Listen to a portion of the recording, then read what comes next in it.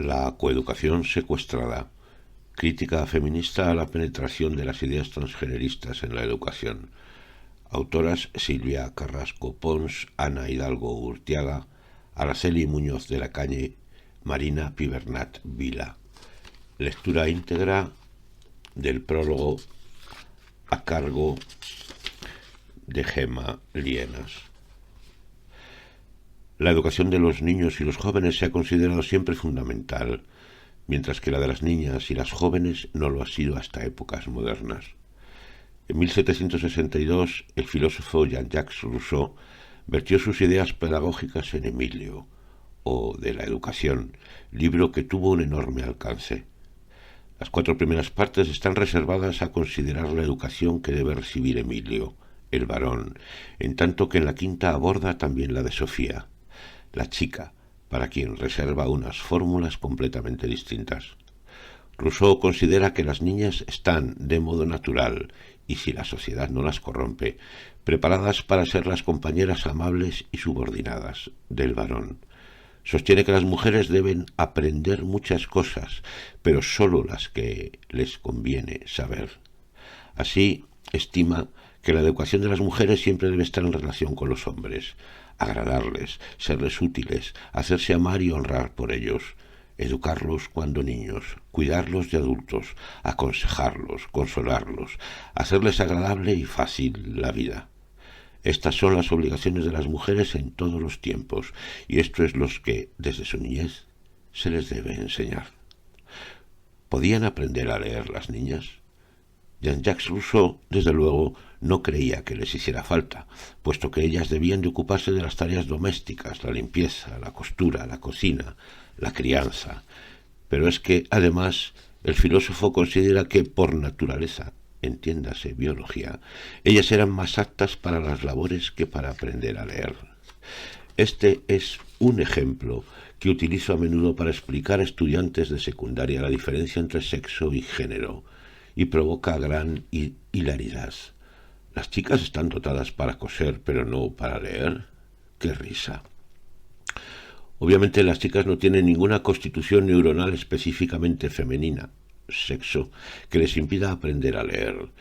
Lo que han tenido y siguen teniendo en otras latitudes es un mandato cultural, género, por el cual es más rentable que no se formaran intelectualmente y que fueran sumisas como amas de casa, como trabajadoras y ante todo varón. Rousseau fue un gran hacedor de estereotipos de género. Las mujeres deben ser buenas, hacendosas, suaves, obedientes, amables. Incluso, si se tercia, deben ser capaces de aceptar los exabruptos del marido. Y, como ya se ha dicho, sus roles son el cuidado del marido, la prole y los hijos. En definitiva, las mujeres están en el mundo para servir a los hombres. Y esa desigualdad entre hombres dominantes y mujeres subordinadas que impone Rousseau no deja de ser curiosa si se tiene en cuenta que simultáneamente abogaba, como los ilustrados de su época, por la igualdad entre los hombres. Por el hecho de nacer pobre o con discapacidad, un hombre no era menos que otro.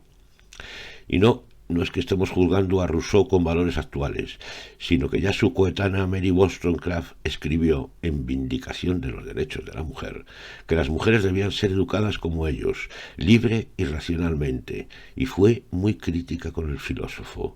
Mary Wollstonecraft fue una de las primeras feministas, porque con la caída del antiguo régimen, la monarquía absoluta y sus derivas sociales, económicas y políticas, con la Ilustración, con el nuevo contrato social y las leyes basadas en la voluntad de los ciudadanos, no en los libros sagrados, con el racionalismo y su necesidad de basar la argumentación en evidencias, en definitiva, con el advenimiento de la era moderna, nació también el feminismo.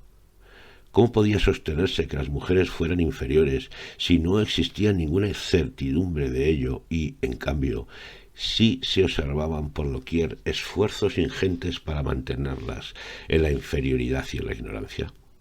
Como señala Amelia Valcárcel en su libro Ahora Feminismo, la agenda de la primera ola feminista se centra en el Estado civil, que no sea la familia quien decida, por ejemplo, que la mujer debe ingresar en un convento, y en la adquisición de conocimiento, por lo menos informal, no reglado. La agenda de la segunda ola siempre, según Valcárcel, se centró en el voto de las mujeres y la formación reglada, y este periodo se cerró con la consecución de los objetivos, el voto y la educación, no solo primaria, sino también superior. El feminismo ilustrado siguió su camino y entró en la tercera ola, con una agenda centrada en los derechos sexuales y reproductivos. Recuerden la consigna de los años 70, mi cuerpo es mío, y la paridad. En esta tercera ola las feministas rescatan un libro de Simone de Beauvoir, El segundo sexo, que cuenta, a partir de un análisis profundo, que una mujer no nace, sino que se hace. Es decir, una mujer amable, suave, obediente, encerrada en casa y dedicada al cuidado de los suyos, que propugnaba Rousseau, nada tiene que ver con el hecho de haber nacido de sexo femenino, sino que obedece a la educación recibida. Entonces no se estilaba, pero a partir de 1985 el término género sirve desde las ciencias sociales y desde el feminismo para diferenciar lo que son las capas culturales que se colocan sobre el sexo femenino, sobre el masculino también, pero eso es otra historia. Para que podamos entendernos, el sexo es biológico y el género cultural. Por poner un ejemplo, durante la epidemia de COVID murieron más hombres que mujeres, porque la biología femenina tiene un sistema inmunológico más potente que la masculina. Esto es sexo. Y, sin embargo, se contagiaron más las mujeres que los hombres, porque realizan en mayor medida la función de cuidadoras, tanto en los domicilios como, por ejemplo, en los hospitales. Esto es género. Las feministas siempre han estado de acuerdo con que el género ha sido la forma en que el patriarcado ha conseguido someter a las mujeres. Y esta es la razón por la que han luchado siempre por abolir los estereotipos de género. Los estereotipos de género se insertan en los cerebros infantiles de manera muy sutiles. Si usted a su niña de 1 año, que todavía gatea, la manda a la guardería con faldas, va a provocar unos cuantos tropezones y los consiguientes porrazos, con lo que su niña aprenderá que quietecita está más segura, lo que no ocurrirá si la viste con pantalones. Si cuando un niño de 3 años coge una muñeca para cunarla es observado con el ceño fruncido por su padre, el niño sabrá que no es varonil jugar con muñecas. Y todo esto que tiene que ver con la coeducación.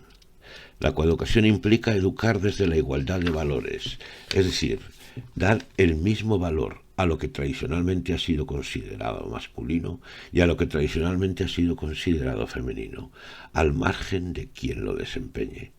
Apreciar por igual las ocupaciones remuneradas y el trabajo del cuidado, la valentía y la empatía. Apreciar por igual las aportaciones de hombres y de mujeres, también sus experiencias singulares, como mujeres y como hombres. ¿Hemos tenido coeducación en nuestro país? El 1 de mayo de 1939, Franco prohíbe en España las aulas mixtas. El preámbulo de la ley que consolidaba la segregación de niños y niñas lo explicaba así. Por razones de índole moral y de eficacia pedagógica, la ley consagra el principio cristiano de la separación de sexos en la enseñanza. Las razones de eficacia pedagógica se entienden a partir de Rousseau, ya que el dictador y su modelo fascista tenían muy presentes los estereotipos de género. Los hombres fuera de casa, ganando dinero y mandando. Las mujeres en casa, pariendo, cuidando y obedeciendo. El currículum escolar de las niñas, pues, era distinto al de los niños, ya que incluía labores y economía doméstica. Obviamente estábamos lejos de la coeducación. A partir de mediados de los 70, con la llegada de la democracia, se inicia la educación mixta. Las niñas están incluidas en las instituciones escolares que los hombres habían diseñado para los niños. Y lo que pasa hasta entonces enseñaba a las niñas se fue borrando por ser considerado de menor importancia e indigno de los varones. Tenemos a niñas y niñas en un mismo espacio. Sin embargo, los contenidos y los valores que se transmiten son los de la escuela masculina. El currículo es parcial, en él no están las mujeres, y sesgado, visto desde una mirada androcéntrica. Seguimos, pues, sin coeducación. Cada vez más, las voces de las feministas se hacen oír para tratar de transformar nuestros centros mixtos en coeducativos.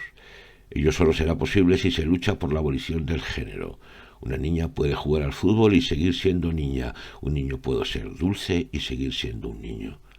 La coeducación pasa por erradicar los estereotipos de género, por incorporar a mujeres en los libros de texto, por transmitir los saberes femeninos, por educar sexual y afectivamente y por educar emocionalmente.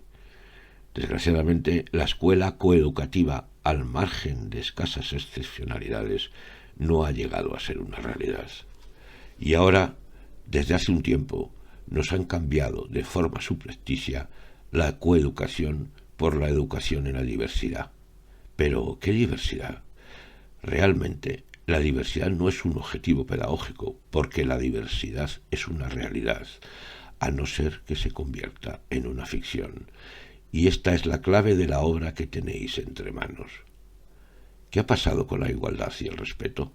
¿Cómo vamos a perder este objetivo educativo si la violencia contra las mujeres presenta todavía cifras alarmantes, si la brecha salarial entre hombres y mujeres es todavía muy significativa, si quienes dejan su trabajo o reducen su jornada laboral para cuidar a la familia son mayoritariamente las mujeres? Sin una coeducación real en nuestros centros es imposible cambiar las mentalidades, llamémoslas rusonianas. ¿Qué ha ocurrido en la educación, empezando por la universidad y terminando por los institutos y escuelas de primaria? Que se ha adoptado una ficción después de haber engullido acríticamente la doctrina queer y haberla infiltrado en nuestros centros. Y digo doctrina porque la teoría queer no se sostiene sobre ninguna evidencia material. Es más, niega las evidencias de decir que el sexo es una construcción cultural, cuando es una realidad biológica basada en un dimorfismo sexual que comporta unos cromosomas, unos gametos, un fenotipo distintos para mujeres y para hombres. La doctrina queer introduce el paradigma género como una forma de identidad, basada en sentimientos individuales que curiosamente coinciden con los estereotipos sexistas. Exactamente lo contrario por lo que el movimiento feminista surgió y las feministas lucharon. Es fundamental entender cómo y por qué ocurre todo esto y qué consecuencias tiene. Por esta razón, invito a todas las personas educadoras, profesionales, padres, madres y a quienes tienen responsabilidades políticas sobre los ámbitos que afectan a las generaciones más jóvenes a leer este libro de la mano de 4 grandes profesionales. Les cuenta de modo diáfano por qué la coeducación ha sido secuestrada y por qué debemos luchar por recuperarla. Gema Lienas. La coeducación secuestrada.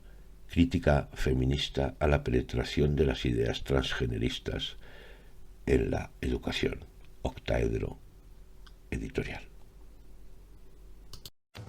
Esto es Diálogos sobre la masculinidad, reflexiones autocríticas sobre el constructo masculino en todas sus formas, hegemónico o diverso, con agenda radical abolicionista.